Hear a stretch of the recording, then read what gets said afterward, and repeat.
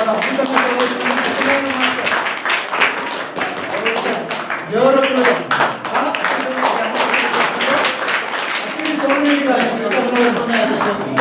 అక్కిడి సోమిరెడ్డి గారు మీకు తెలుసు. ఎప్పుడు వచ్చినా ఇప్పుడు 6 కింటాల బియ్యం పట్టుకుని వచ్చారు సార్ ఇక్కడికి.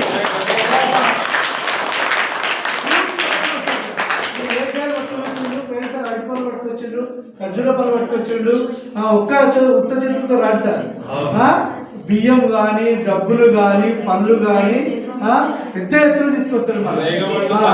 Excellent sir, excellent.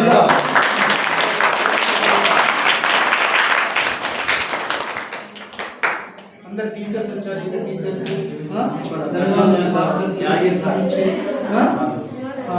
సార్ ఒకసారి స్టాప్ ఒకసారి పేరు చెప్తారా? ఒక్కసారి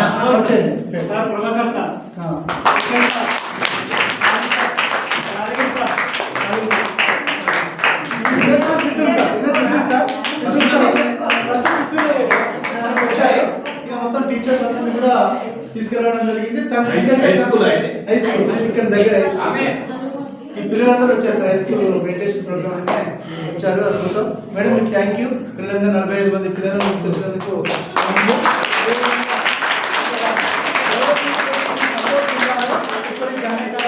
మీకు అందుబాటులో ఉంటారు కాబట్టి పిల్లలు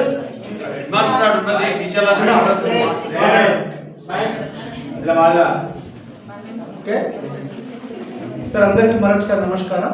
ఇక్కడ పేరులో ఇక్కడికి సహకరించినటువంటి ఈ పిరమిడ్ కట్టడానికి, అన్నశాల కట్టడానికి సహకరించిన ఆర్థికంగా కానీ, చేతిగా కానీ, శారీరకంగా సహాయపడేటువంటి ట్రస్ట్ సభ్యులకు, మరి ఆర్థిక సహాయం అందించిన ప్రతి మాస్టర్కు పేరు పేరున నేను హృదయపూర్వక కృతజ్ఞతలు తెలియజేస్తున్న ఈ సందర్భంగా.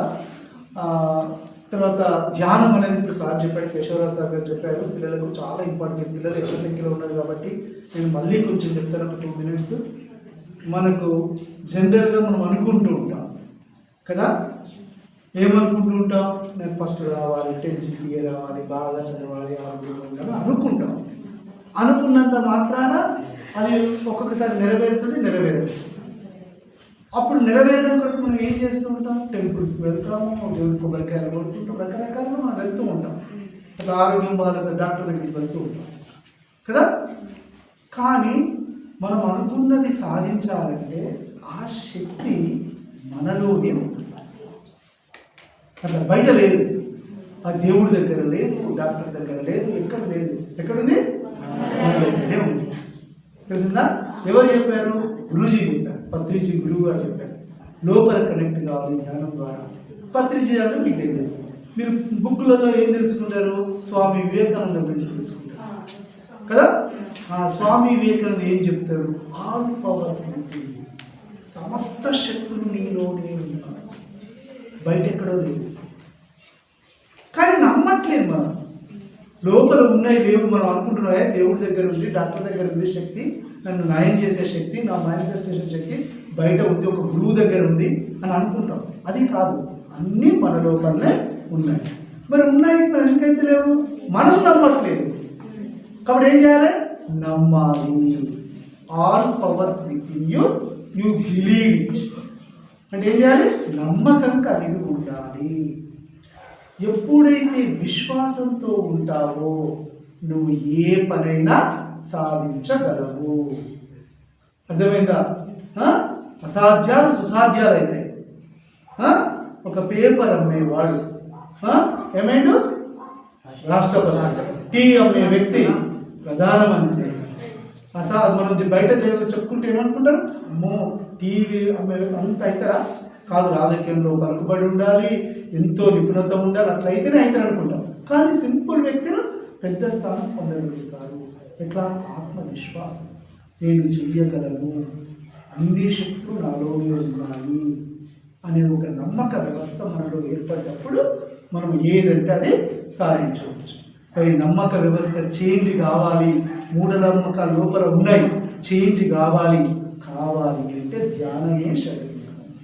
ధ్యానం చేసినప్పుడు మన చైతన్యం పెరిగి అవగాహన శక్తిలో తేడా వస్తాయి. అప్పుడు మనం ఏదంటే అది సాధించవచ్చు.